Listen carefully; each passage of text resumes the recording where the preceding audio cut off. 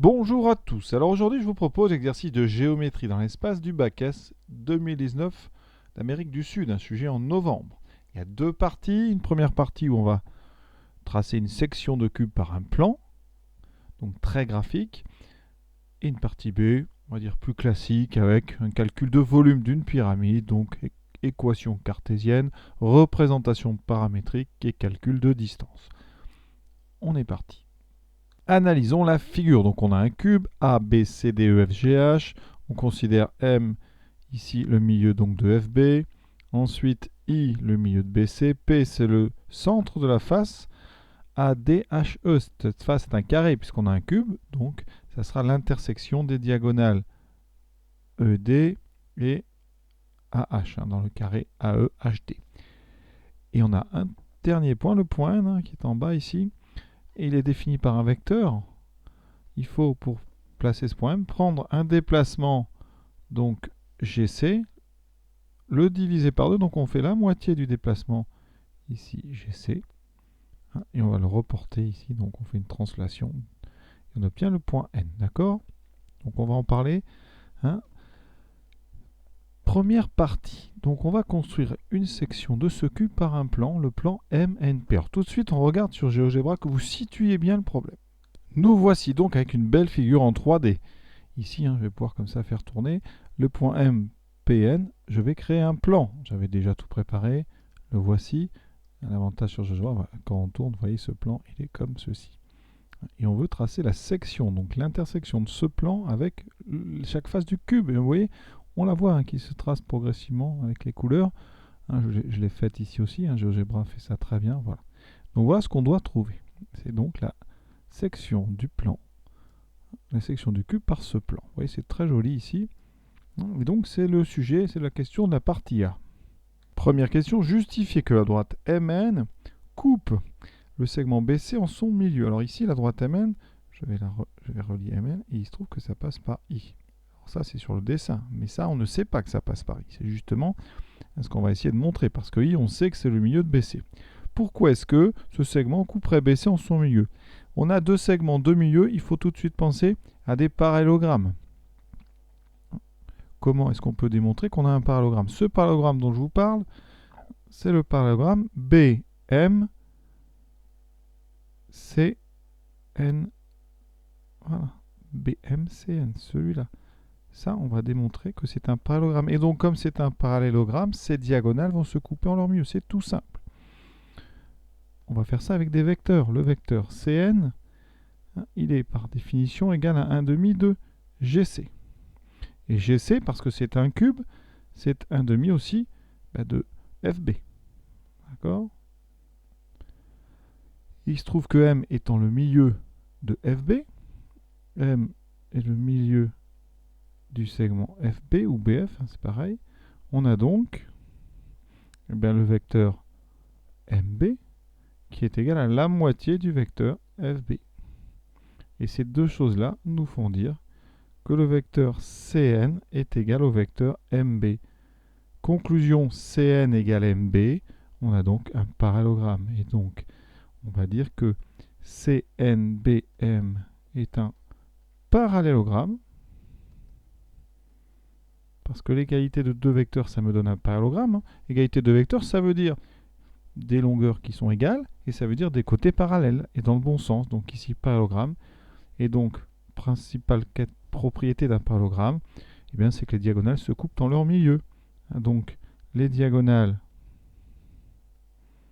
qui sont MN, donc on va mettre des segments, et BC, ces diagonales-là se coupent en leur milieu. Et on sait que I, c'est le milieu de BC. Donc MN coupe BC en son milieu, c'est-à-dire le milieu I. Donc, MN, la droite, coupe le segment BC en I. Et en I, c'est bien donc le milieu. Et voilà comment on a fait cette question, et juste avec un parallélogramme. Et pour que vous voyez un petit peu mieux, voilà, donc sur GeoGebra, ce parallélogramme, il est ici. D'accord, sur la face donc du devant. Deuxième question. construire sur la figure la section du cube par le plan MNP. Alors tout d'abord, la droite MN, elle est incluse dans le plan de devant, c'est-à-dire le plan que je vais appeler BCG. D'accord? Donc ça veut dire déjà que cette droite, elle va faire partie du plan de coupe. Et comme I, eh bien, il est inclus dans les deux, il appartient à BCG, il appartient aussi à MN. On vient de trouver, comme les deux sont sur les bords, ça veut dire que, eh bien, on a déjà le segment MI appartient, donc il est dans la section déjà. On a déjà un trait, c'est le trait qui est sur la face de devant. Donc ici, on va effacer ça, on va mettre une gomme un petit peu plus petite pour qu'il reste des choses quand même. Voilà. Tout ça, ça n'apparaîtra pas. On a déjà ce trait ici qui va être sur la face du devant. Ensuite, des choses très importantes. Le plan BCG est parallèle au plan qui est derrière, le plan ADH. D'accord? Donc, les intersections de MNP avec ces deux plans seront parallèles. D'accord? Donc, l'intersection de MNP avec ADH est donc parallèle à l'intersection avec BCG qu'on a déjà déterminé qui est MI, parallèle à MI. Et comme P appartient à ce plan, et passe par P. Je vais donc tracer une parallèle à MI passant par P. Et là, qu'il y a un petit travail qui n'est pas si simple que ça, parce que M, c'est le milieu de FB, I, c'est le milieu de BC, donc théorème du milieu, MI est parallèle à FC, une des diagonales de la face de devant. Et puisque c'est un cube, eh bien FC est parallèle donc à ED. Et justement, ED passe par P. Donc cette section sur la face ADH, c'est donc, eh bien, ça va être le segment ED. Et ça, il va falloir dire tout ça. Donc, on va dire, on est en terminale, théorème des milieux. MI est parallèle à FC. Or, FC est parallèle à ED. Donc ces deux choses-là nous disent que MI est donc parallèle à ED. Et donc c'est justement ça qu'on cherchait, le bilan de ces deux choses-là. Donc ED, eh bien, il appartient au plan MNP et à la face ADH. On peut donc tracer tout le segment ED. Ça sera l'intersection de notre plan avec la face du derrière, celle qui est parallèle à la face qu'on a déjà faite. On a déjà, vous voyez, deux traits. Ensuite, le plus dur est fait. Sur le plan de gauche, dans le plan donc ABF, à gauche, eh bien, qu'est-ce qu'on a? Le point E, il appartient donc à ABF. Et il appartient aussi, on vient de le dire, il appartient au plan MNP puisqu'il est sur la droite rouge qui est dans le plan de coupe. Donc, et il appartient donc à MNP. Donc on vient de trouver un point qui est dans le plan de coupe, le plan ABF et dans notre plan MNP. Deuxième point, c'était, on a dit le point M. M, il appartient aussi à ABF puisqu'il est au milieu de BF. Il appartient aussi au plan MNP. Là, c'est facile parce qu'il y a la lettre M. Et donc, la droite EM, eh bien, elle est tout simplement l'intersection entre ABF et le plan MNP. Et donc, on a un troisième segment à tracer, le segment qui va de E donc à M, qu'on ne verra pas, qui est caché, mais là, je vais le faire en trait plein pour bien que vous voyez apparaître notre... Ici, ça va être un quadrilatère. Il nous reste eh bien, uniquement la face du dessous. On a le point I qui est dans notre intersection, puisqu'il appartient donc au plan MNP. I est au milieu de M et N. Et ce point, il est aussi sur la face ABC, d'en bas, le dessous. Pareil pour le point D. Il est sur MNP. On l'a vu récemment ici, parce qu'on avait tracé la parallèle à MI. Elle passe par D, la diagonale de notre carré. Et donc, eh bien, la droite DI, c'est l'intersection entre le plan MNP et la face du dessous. Et on n'a plus qu'à relier. Et voilà, votre, ici, eh bien, section. C'est donc MIDE. Et vous allez le dire en disant que dans ABC, ben D, il appartient à BC, puisque c'est la face ABCD. Il appartient à MNP, on l'a démontré avant. Ce point Ensuite, le deuxième, c'est I. Il appartient bien à ABC. Il est au milieu de BC. Il est aussi dans MNP. Et donc, la droite DI, c'est l'intersection entre le plan ABC et le plan MNP. Et on a notre section, la section donc MIDE ou alors DEMI, c'est-à-dire demi. Alors, je vais tracer donc la parallèle à MI passant par P.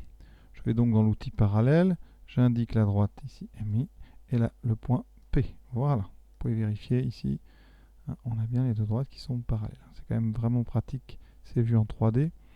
Ensuite, qu'est-ce que je fais? Eh bien, on a dit, on va relier donc M et E. Voilà, on relie I et T et on a notre polygone qui est apparu. Alors, je vais vous le montrer un petit peu mieux. Le voilà. J'enlève tout ce que je viens de faire. Voilà notre joli polygone ici, à 4 côtés. Hein. Voilà. C'est exactement ce qu'on a trouvé. Partie B. On munit l'espace du repère orthonormé A, AB. Donc A, c'est le centre du repère à l'origine. Ensuite, AB, repère qui permet d'avoir les abscisses. Ensuite, AD et AE. C'est un repère orthonormé puisqu'on a un cube. Première question. Justifier que le vecteur n de coordonnées 1, 2, 2 est un vecteur normal au plan M, N et P. Tout d'abord, pour qu'un vecteur soit normal à un plan, il suffit qu'il soit normal, c'est-à-dire orthogonal à deux vecteurs non collinaires de ce plan. Donc déjà, on va prendre deux vecteurs non collinaires, Mn et Mp sont non collinaires du plan MNP. Il me faut les coordonnées, donc on va les donner assez rapidement. Le point M. Pour aller en M, on passe de A à B, donc on va prendre 1 en abscisse. On ne prend pas d'ordonnée, par contre il faut monter. Donc on va prendre une moitié de AE. Le point N, il est en bas, donc on va de A jusqu'à B, ça fait 1. Ensuite, il faut se rendre en C, donc 1, 1. Et ensuite, on doit descendre d'une moitié. Donc comme on descend, ça sera moins 1,5.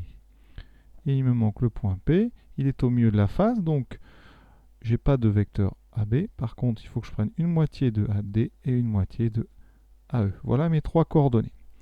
Maintenant, je vais calculer les coordonnées du vecteur Mn. Coordonnées de n moins celles de M. 1, moins 1, 0. 1, moins 0, 1. Moins 1,5. Moins 1,5, ça fait moins 1. Maintenant, il me faut donc MP. Alors, je ferai peut-être MP après. Je vais d'abord calculer le produit scalaire Mn avec n. Et ça doit faire 0.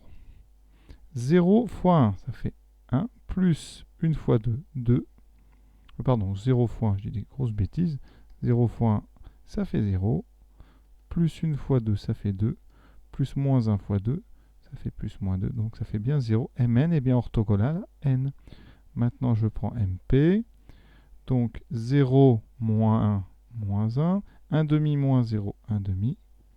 1 demi moins 1 demi, 0. Et je vais calculer le produit scalaire avec n. Moins 1 fois 1, moins 1. 1 demi fois 2, ça fait 1. 0 fois 2, ça fait 0. Et on trouve bien 0. Donc, n est orthogonal à Mn et Mp qui sont non collinaires. Ça, c'est très très important de le préciser. Donc, n est orthogonal à tous les vecteurs de MNP et donc c'est un vecteur normal au plan MNP. Comme n est normal à MNP, eh bien, ça veut dire que MNP a une équation cartésienne sous la forme, donc ici 1x plus 2y plus 2z plus d égale 0. D'accord? 1, 2, 2. Or, eh bien, on sait que tous les points du plan vérifient les équations cartésiennes du plan. Donc ici, si je remplace x, y et z par les coordonnées de m, ça va permettre de trouver d. Donc m appartient à MNP. Donc, ça veut dire que ici, quand je remplace x par 1, y par 0 et z par 1,5, ça me fait ceci. Et ça me donne une équation où la seule inconnue, c'est d. Donc j'obtiens 1 plus 2 fois 1,5, donc 1 plus d égale 0. et donc d égale moins 2. On peut donc prendre comme équation cartésienne de MNP x plus 2y plus 2z moins 2 égale 0. Sur GeoGebra, on nous donnait quoi? 0,25x plus 0,5y plus 0,5z égale 0,5. Il suffit de multiplier ça par 4 pour avoir ici donc x plus 2y plus 2z égale 2. Donc c'est bien ce qu'on a trouvé. Deuxième question. Déterminer un système d'équations paramétriques de la droite D passant par G et orthogonal au plan MNP. Alors le point G, déjà, il va nous le falloir. Ici, il est en haut, donc on prend une fois le vecteur AB. On doit tourner en C, donc une fois, et on doit monter, donc c'est le point de coordonnées 1, 1, 1. On veut une droite orthogonale au plan MNP, donc cette droite D, elle est donc, D a pour vecteur directeur un vecteur normal du plan MNP, donc vecteur directeur, le vecteur N1, 2, 2. Donc vous avez un point à la droite, un vecteur directeur, vous pouvez donc tout de suite écrire un système d'équations paramétriques. C'est très simple, on met x, y, z. On met ici les coordonnées du point G, xg, yg, zg, plus un paramètre, on va choisir t, et t va appartenir à R, va décrire l'ensemble des réels. Et là, on mettra donc les coefficients du vecteur directeur que vous avez choisi, c'est-à-dire ici 1t plus 2t plus 2t. Bilan, on va la noter à droite D. Elle a un système d'équations paramétriques qui peut être le suivant. X, Y, Z, c'est donc x égale 1 plus t, 1 plus 2t et 1 plus 2t. Vous pouvez remarquer que dans cette droite, eh bien, les ordonnées et la cote, la troisième coordonnée, sont les mêmes. Et on met toujours un peu à côté t appartenant à R. Sur GeoGebra, hein, elle est ici, là, hein, vous la voyez, cette droite. Alors le point G, ici, il est là. La droite est là. Je vais vous montrer quand même que c'est bien. Voilà, vous voyez, hein, donc l'orthogonalité se voit assez bien comme ça en tournant en 3D. Hein. Donc, que dire de plus? Eh bien, sur GeoGebra, vous avez ici le système hein, paramétrique qui décrit la droite. On a bien le point 1, 1, c'est le point G, plus lambda. Alors là, le paramètre, ils ont pris lambda, c'est une lettre grecque. Et ici, vous avez votre vecteur directeur. Là, ils ont pris vecteur 4 fois plus petit que le mien. Moi, j'avais pris 1, 2, 2. Ici, ils ont pris 0,25, 0,5, 0,5. Vous voyez qu'on retrouve tout ce qu'on fait dans le sujet. Troisième question, montrer que la droite D coupe le plan MNP au point K de coordonnées, donc 2 tiers, 1 tiers, 1 tiers. Alors là, il suffit de résoudre un système. Donc, on résout le système. Donc, x plus 2y plus 2z moins 2 égale 0. X égale 1 plus t, y égale 1 plus 2t et z égale 1 plus 2t. Alors ça se résout toujours de la même façon, ça c'est très simple. On prend x qu'on injecte dans l'équation cartésienne. On prend le y de système paramétrique qu'on injecte pareil au même endroit. Et z, vous l'injectez. Et donc la première équation va devenir une équation, je vais la résoudre ici. Ça fait donc x, donc 1 plus t, plus 2 fois y, 2 fois 1 plus 2t, plus 2 fois z, moins 2 égale 0. On va résoudre ça, il n'y a plus qu'une inconnue ici, c'est t. Je développe tout, 1 plus t, plus 2 fois 2, 4t, plus 2 plus 4t, moins 2 égale 0. Alors, combien j'ai de t? 1, 4 et 4, ça fait donc 9t. Ensuite, ça et ça s'annule, il me reste 1 et 2, 3. Je mets ça de l'autre côté. Moins 3, donc t est égal à... Donc j'ai trouvé t égale à moins 3 sur 9, donc moins 1 tiers. Ce qui me donne x égale 1 moins 1 tiers, 2 tiers.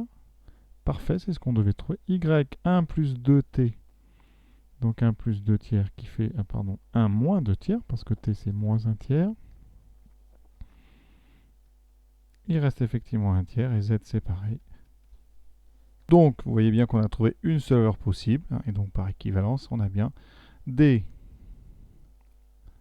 inter MNP, qui est bien le point K de coordonnées, donc 2 tiers, 1 tiers, 1 tiers. Voilà, on va vérifier ça sur GeoGebra, et on continuera donc après calculer, on déduire la distance GK. La distance, donc plutôt la longueur GK pour être plus exact. Donc, voici la figure, la droite ici, hein, et le point K. Donc je l'ai défini comme l'intersection entre la droite rouge ici et mon plan bleu clair. Et ce point K, vous voyez, 0,67, 0,33, 0,33, ça correspond bien à 2 tiers, 1 tiers, 1 tiers. La longueur GK. Alors G, c'est 1, 1, 1. K, donc 2 tiers, 1 tiers, 1 tiers. Pour calculer une longueur, je vais passer par le vecteur, donc GK. Ou plutôt, même on va prendre KG, ça sera mieux, il y aura moins de signes moins. Donc coordonnées de G moins celle de K. 1 moins 2 tiers, 1 tiers. 1 moins 1 tiers, 2 tiers. 1 moins 1 tiers, 2 tiers. Ça, c'est les vecteurs. La longueur, ça sera donc la norme du vecteur, donc la racine carrée de la somme des 3 carrés. Donc carré de 1 tiers, c'est 1 neuvième. Carré de 2 tiers, 4 neuvièmes. Carré de 2 tiers, 4 neuvièmes. Ça donne racine carrée de 9. 9 sur 9, donc racine carrée de 1 qui donne 1. Donc la longueur GK vaut 1.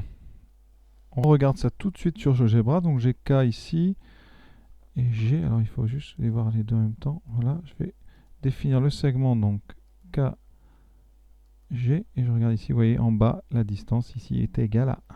Donc on est bon pour l'instant. Quatrième et dernière question, on admet donc que les 4 points M, E, D, I, donc ce sont les points qui forment la section qu'on a trouvée, ils sont coplanaires, alors c'est normal, hein, parce qu'on a vu que c'était des points du plan MNP. Et ensuite l'aire de ce quadrilatère, on vous dit que c'est 9 huitièmes d'unité d'aire. Calcule le volume d'une pyramide, donc la pyramide GMEDI. Donc cette pyramide, GMEDI, on peut considérer qu'elle a pour base donc MEDI, le quadrilatère ici, et pour hauteur, et justement c'est là qu'il faut avoir bien compris le sujet, la hauteur, et bien pour avoir la hauteur d'une pyramide, il faut projeter le sommet sur la base. Et donc ce sommet c'est donc G, et en projetant on a trouvé K, donc la hauteur c'est GK. D'accord, parce que GK, la droite, est orthogonale à, donc au plan MEDI, donc au plan MED, et on sait que K, il appartient à MED. D'accord, puisque K, c'était l'intersection entre, donc, justement, cette droite et le plan MNP, parce que MED ici, ce n'est autre que MNP. D'accord. Et donc ici, il faut connaître la formule qui permet de calculer le volume d'une pyramide. Petit rappel rapide de ce qu'est une pyramide. Donc en géométrie, une pyramide, c'est donc une figure dans l'espace, donc une figure solide en 3 dimensions. Vous avez une base qui peut avoir n'importe quel nombre de côtés. C'est un polygone à 3, 4, 5. Alors quand c'est un polygone par exemple carré, et bien après ça vous donnera une pyramide régulière, les pyramides égyptiennes. Alors vous avez donc une base que vous posez, on va dire, sur le sol, voilà. C'est un polygone ici, 1, 2, 3, 4, 5 côtés. Et ensuite vous avez un sommet qui peut être n'importe où. Et ce sommet, vous allez le relier à tous les sommets de votre polygone. Ce sommet, il a un nom particulier pour le différencier des autres. On appellera ça l'apex. Ou ça s'appelle aussi un sommet. Mais c'est donc ce sommet particulier qui est relié à tous les autres sommets. Et les faces que vous avez créées en faisant ça sont toutes des triangles. D'accord ? Vous n'avez qu'une face qui n'est pas triangulaire dans une pyramide. Si ce n'est pas une pyramide à base triangulaire, c'est la base, c'est celle qui est posée sur le sol, si on peut appeler ça comme ça. Et donc, dans notre exercice, vous avez la base, ça serait donc MIDE, et votre apex, ça serait le point G. Et donc, il faut connaître aussi après la formule. La formule est très simple. Le volume d'une pyramide, c'est la base, donc l'aire de la base, c'est facile, multiplié par la hauteur, ça c'est plus difficile à trouver la plupart du temps, divisé par 3. Pourquoi je dis que c'est difficile? Parce que la hauteur, il faut ici projeter l'apex, donc le sommet du haut, sur la face. Ça ne tombe pas forcément sur la face, d'ailleurs ça peut tomber en dehors. Il faut justement arriver à mesurer cette hauteur. Alors quand la pyramide est régulière, c'est facile. Alors, ça se voit très bien. Ici, dans notre exercice, donc il faudrait réussir à projeter le point G sur la face DIME. Ça tombe bien, c'est déjà fait. Se projeter, c'est le point K. Donc c'est pour ça que l'exercice n'est pas si dur que ça. Et donc, dans notre exercice, on va dire que DIME est la base. Ensuite, GK est donc la hauteur correspondante à cette base. Entre parenthèses, parce qu'on a montré que GK est orthogonal à MNP, donc à ici DIM, parce que ici MNP contient tous les points DIME, puisque DIME c'était la section de ce plan avec le cube. Conclusion. Donc le volume, ça sera donc base fois hauteur sur 3. Base ici, on nous a dit que c'était 9 huitièmes, 9 huitièmes d'unité d'air, fois la hauteur qui était 1. La hauteur, c'est donc ici la longueur GK, divisé par 3, ce qui fait 9 huitièmes fois 1 tiers. On simplifie par 3, ce qui fait 3 huitièmes. Donc 0,375. Et ça nous donne des unités, on va dire des unités de volume. Voilà. Donc on a terminé ce calcul. On va regarder sur GeoGebra si ce résultat semble correct. Voilà, j'avais isolé la pyramide, donc je vais tout remettre. Que vous voyez un petit peu tout. Voilà, tout ce qu'on a fait dans l'exercice, il y en a. Hein. Ça, c'était le parallélogramme, c'était pour faire beau. Voilà. Donc voilà tout ce qu'on a fait dans l'exercice. Le volume donc de cette pyramide bleue, il est donné ici. Donc la pyramide bleue, alors il faut que je la retrouve dans tout ça. Voilà, c'est ça. C'est donc ce 0,38. Et 0,38, vous voyez, c'est effectivement une valeur approchée de 0,375, c'est-à-dire 3 huitièmes. Donc je pense que le travail qu'on a fait est de qualité. En tout cas, on a les bons résultats. Voilà. À très bientôt, j'espère que ça vous a plu. Pour ceux qui s'intéressent, je mets comme d'habitude en géométrie maintenant le fichier GeoGebra joint. Comme ça, vous pouvez à la rigueur regarder vous-même ce que ça donne. À bientôt.